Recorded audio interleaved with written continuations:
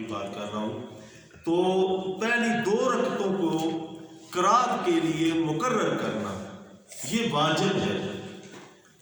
یاد رکھیے کہ واجب جو ہے وہ نماز میں سے رہ جائے تو جتنے بھی واجبات ہیں، کچھ 14 15 یہ جتنے بھی واجبات ہیں، اگر یہ نماز میں سے رہ جائیں تو سجدہ سہو کر کے ہم اپنی نماز کا کفارہ ادا کر سکتے ہیں اور نماز مکمل ہو جاتی ہے۔ تو سب سے پہلے کہ پہلی 2 رکعتوں کو قرات کے لیے، قرآن پڑھنے کے لیے 1 آیت یا 3 آیتیں، ایک بڑی آیت یا 3 آیتیں، اس کو مقرر کر لینا، یہ کیا ہے؟ یہ واجب ہے۔ پھر اس سے آگے سورہ فاتحہ پڑھنا۔ اب آپ کے ذہن میں یہاں کنفیوژن ہو جاتی ہے کہ یہ کیا قیام بھی فرض ہو گیا سورۃ فاتحہ پڑھنا؟ تو قیام فرض ہے اور سورۃ فاتحہ پڑھنا یہ واجب ہے۔ اب یہ سمجھ آ گئی ہے نا آپ کو کہ نماز کے لیے کھڑا ہونا وہ قیام ہے، وہ فرض ہے، اور سورۃ فاتحہ اور اس کے ساتھ سورت ملانا یہ کیا ہو گیا؟ واجب ہو گیا۔ اسی طرح جب آپ نماز میں سورۃ فاتحہ کے ساتھ سورت ملا لیتے ہیں، اس کے بعد امام کی قرات کی مقدار آپ کو پتہ ہے، 1 بڑی آیت یا 3 چھوٹی آیتوں کی مقدار پڑھتے ہیں، آپ رکوع میں چلے جاتے ہیں۔ رکوع کا طریقہ بھی آپ کو اس دن سکھایا تھا۔ رکوع سے پھر کھڑے ہونا، یاد رکھیے کہ رکوع سے مکمل اس طرح کھڑے ہونا چاہیے۔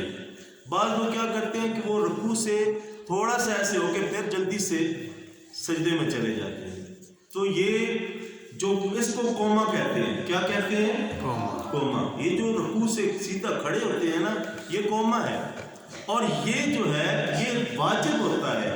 اگر آپ کوئی کہے کہ میں بڑا جلدی پاؤں، میں رکوع سے جو ہے سجدے میں چلا جاتا ہوں، اس کی نماز جو ہے وہ ناقص ہو جائے گی۔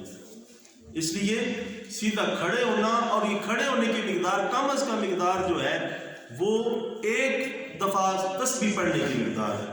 یعنی آپ پڑھتے ہیں نا سبحان ربی العظیم یا سبحان اللہ، یعنی 1 تسبیح کی مقدار کھڑے ہونا، کوما کرنا، رکوع کے بعد سیدھا کھڑے ہونا یہ واجب ہے۔ اور اگر کوئی ایسا نہیں کرے گا تو وہ واجب کو چھوڑنے والا ہوگا، اس کی نماز ناقص ہوگی، وہ سجدہ سہو کر کے اپنی نکاح کو بھول گیا ہے۔ لیکن اگر وہ مواظبت اس پہ اختیار کر لیتا ہے، ہمیشگی اختیار کر لیتا ہے، تو پھر اس کی نمازی کی نماز مکمل نہیں ہوگی۔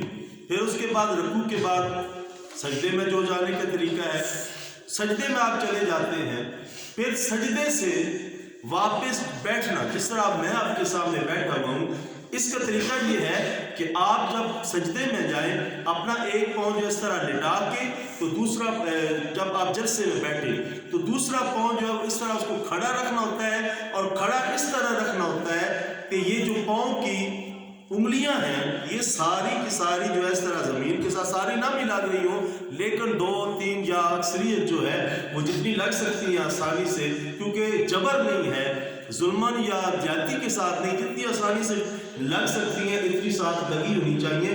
تو یہ جو ہے بیٹھنے کا طریقہ ہے۔ اور 2 سجدوں کے درمیان جب آپ بیٹھتے ہیں، اب یہ نہیں کرنا کہ سجدہ بھی کیا، جلدی سے آپ سیدھے ہوئے پھر سجدے میں چلے گئے، بلکہ سیدھا اس طرح بیٹھنا یہ جلسہ ہے، یہ واجب ہے۔ اور یہ اگر چھوٹ جائے، جلدی سے صحیح مکمل ادا نہ ہو، تو آپ کی نماز ناقص مکمل ہوگی۔ لہٰذا اپنی نماز اپنا سردی کے موسم میں وضو بھی کرے، اچھی طرح گھر کو بھی چھوڑ کے آئے، اپنا ٹائم بھی صاف کرے، محنت بھی کرے، ساری ہر چیز، اس کے باوجود اگر نماز بھی ناقص ہوگی تو پھر میں سمجھتا ہوں کہ اتنی محنت کا کیا فائدہ، یہ بیکار چلی جائے گی۔ تو اس لیے سجدے سے جائیں، سجدے میں تکبیرات پڑھنے کے بعد پھر واپس اس طرح